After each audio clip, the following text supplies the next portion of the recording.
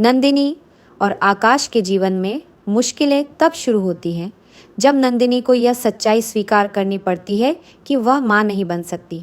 एक शादीशुदा स्त्री के लिए यह उसके जीवन का सबसे बड़ा आघात साबित होता है।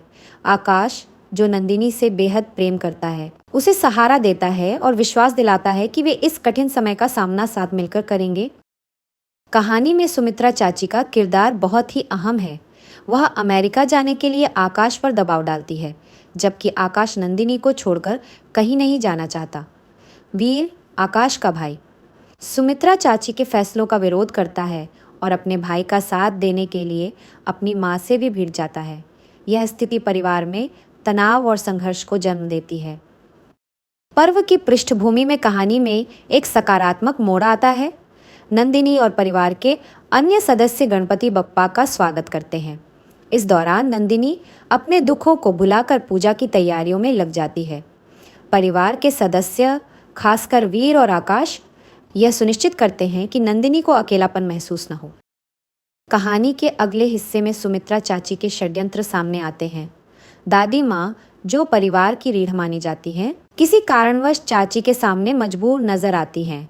नंदिनी और वीर इस बात का पता लगाने की कोशिश करते हैं कि दादी माँ क्यों सुमित्रा चाची के आगे झुकी हुई हैं। नंदिनी दादी माँ से उनकी मजबूरी का कारण पूछती है, लेकिन दादी माँ उसे ये कहकर टाल देती हैं कि समय आने पर सब कुछ बताया जाएगा। इस बीच नंदिनी को सुमित्रा चाची की साजिशों का सामना करना पड़ता है, लेकिन वो हार नहीं मानती। वीर का किरदार कहानी में एक योद्धा के रूप में उभरता है। वह सही और गलत के बीच का फर्क समझता है और हमेशा अपने भाई और भाभी के साथ खड़ा रहता है। वीर का आत्मविश्वास और न्याय के प्रति उसकी निष्ठा परिवार को एकजुट करने में अहम भूमिका निभाती है।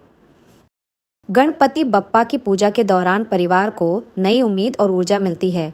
सब मिलकर अपनी परेशानियों को भूलने का प्रयास करते हैं और अपने रिश्तों को मजबूत बनाते हैं। यह कहानी पारिवारिक मूल्यों, रिश्तों की अहमियत और कठिनाइयों का मिलजुल कर सामना करने का संदेश देती है।